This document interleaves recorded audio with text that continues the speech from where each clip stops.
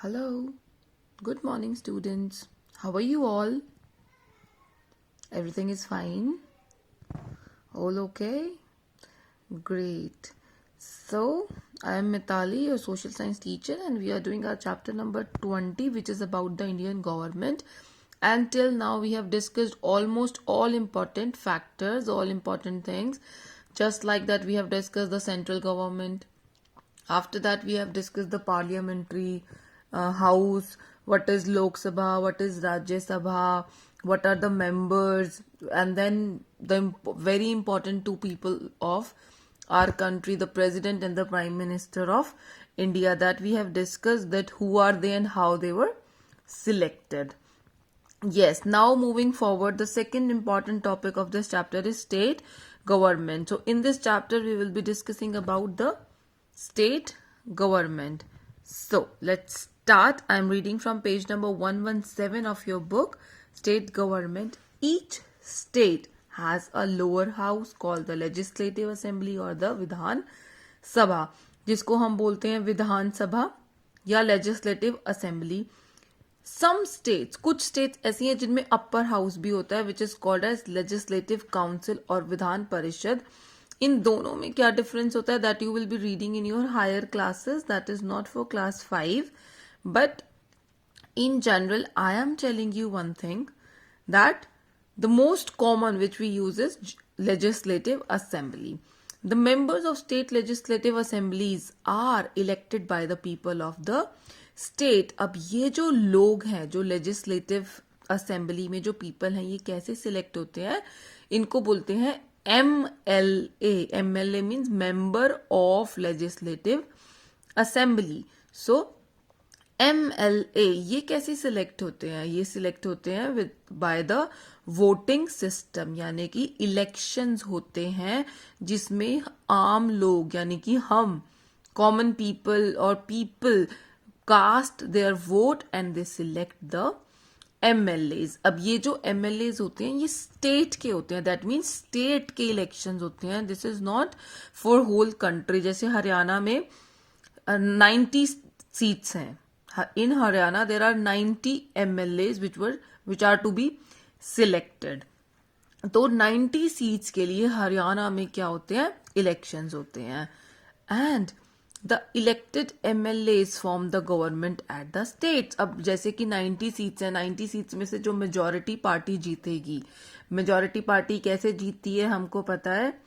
90 का हाफ किया 45.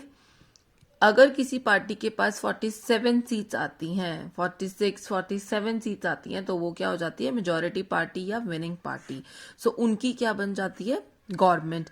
The state government is headed by the leader of the majority party. अब वो क्या करती है, मेजॉरिटी पार्टी क्या करती है, अपने लीडर को नॉमिनेट करती है कि ये जो 90 MLAs हैं इनमें से एक लीडर का नाम देती है, जिसको क्या अपॉइंट किया जाता है, he is appointed as the chief minister by the governor of the state. State में स्टेट की जो 2 इंपॉर्टेंट पोस्ट होती हैं वो होती हैं chief minister and the governor. जैसे कि हमने यूनियन गवर्नमेंट में पढ़ा था prime minister and president, just like that in state chief minister and governor. तो गवर्नर क्या करते हैं, उनको वो पर्सन जिसका नाम दिया है MLAs ने, उसको चीफ मिनिस्टर अपॉइंट कर देते हैं.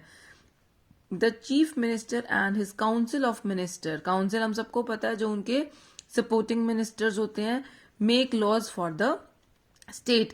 जैसे हमने पढ़ा था प्राइम मिनिस्टर में या प्रेसिडेंट में, हम लोगों ने पढ़ा था कि प्राइम मिनिस्टर के साथ कुछ मिनिस्टर्स होते हैं, वो उनकी हेल्प करते हैं गवर्नमेंट चलाने में एट द सेंटर लेवल, यानी कि पूरी कंट्री के लिए. बट यहाँ क्या होता है कि ये जो काउंसिल ऑफ मिनिस्टर्स हैं, they are assisting chief minister for making laws for the state.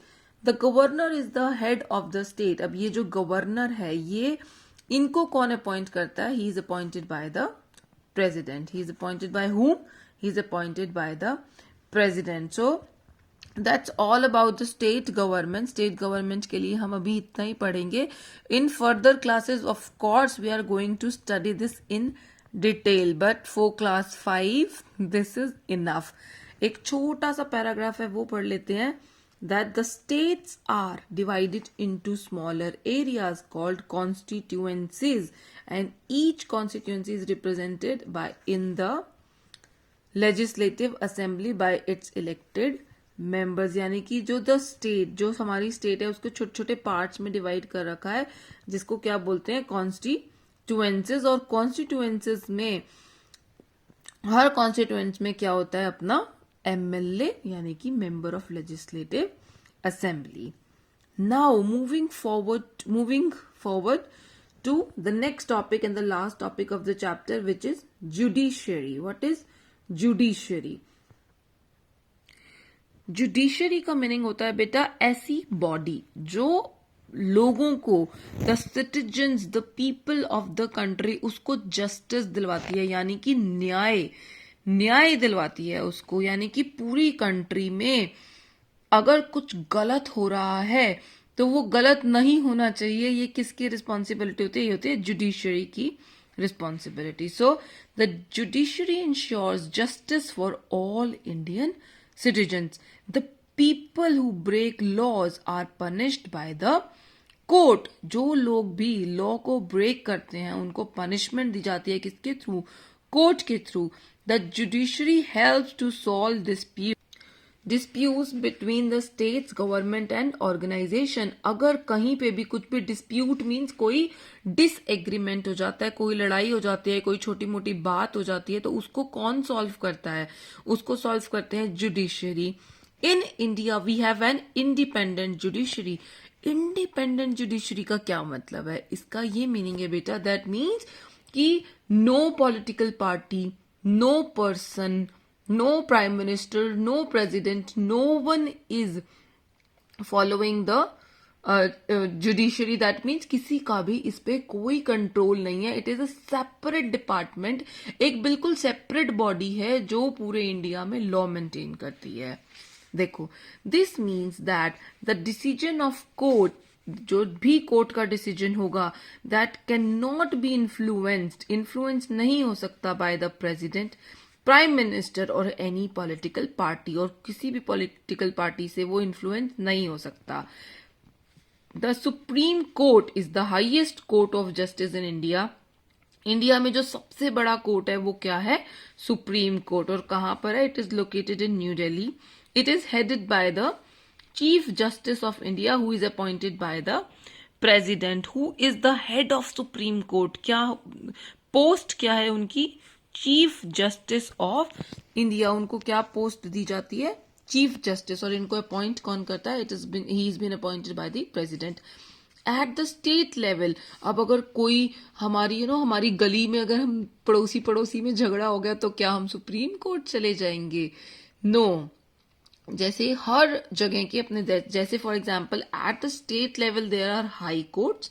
State level पे क्या होते हैं? हाई कोर्ट्स होते हैं। और ऑल्सो स्मॉलर एरियाज में भी कोर्ट होते हैं जिनको बोलते हैं सेशन कोर्ट्स या डिस्ट्रिक्ट कोर्ट। जैसे रोहतक इज अ डिस्ट्रिक्ट, तो रोहतक का क्या है? अपना कोर्ट है, सेशन कोर्ट भी है और डिस्ट्रिक्ट कोर्ट भी है। सो see here you can see that this is the picture of Supreme Court of India. ये आपने टीवी में भी बहुत बार देखी होगी। So that's all. Read the recap very carefully. This is very important part of the chapter. जैसे कि देखो, democracy. What is democracy? Is the rule of the people, for the people, by the people, that we have read.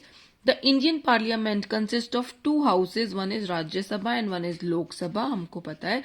The leader of majority party is appointed as prime minister. We know.